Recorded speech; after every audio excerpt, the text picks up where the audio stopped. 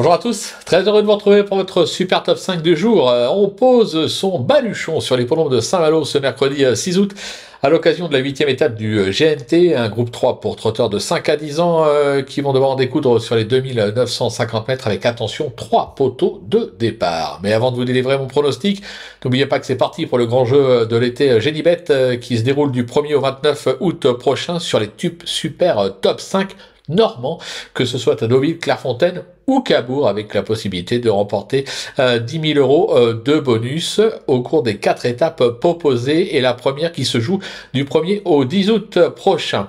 Plus vous gagnez de paris au Super Top 5 et plus vous cumulez des points au classement et donc augmentez vos chances de recevoir plus de bonus. Vous avez également proposé par Génibet le challenge de ce GNT. Comme d'habitude, conditions et règlements sur le site de Génibet. Vous pouvez également aller vous balader sur les réseaux sociaux pour y retrouver le prono de notre consultant de luxe, Florent Gautreau.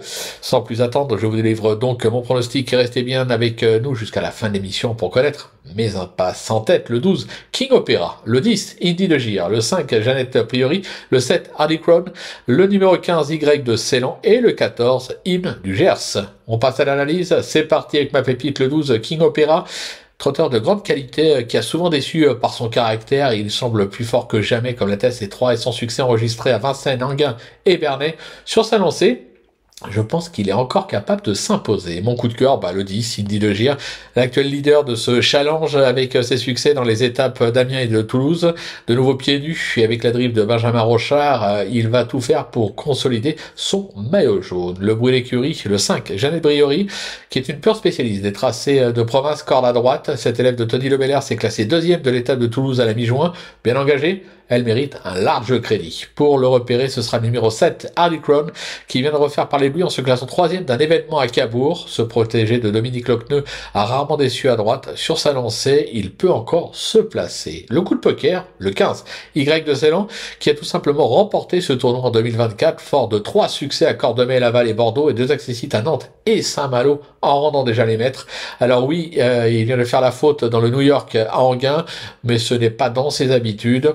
Un rachat est escompté. Et enfin, une petite trouvaille, le 14, Hymne du Gers, qui n'est pas de tous les jours, mais le potentiel est là. Il vient de courir en progrès dans le Grand Prix de Vichy, il se plaît corde à droite. La team Bazir est confiante, je pense qu'il a son mot à dire. Pour mes impasses, ce sera le numéro 11, Jack Trick, qui effectue sa rentrée après pratiquement un an d'absence et reste ferré. On le regarde pour plus tard. Même constat avec le numéro 16, Fulton, qui n'a plus été revu depuis novembre 2024 aux 50 mètres. Franchement, difficile d'y croire. Voilà, tout est dit, ou presque. Maintenant, c'est à vous de jouer. Sans oublier que sur Génibet, on peut jouer en fractionné. Alors, bon jeu à tous et rendez-vous dès demain pour un nouveau Super Top 5 direction Enghien.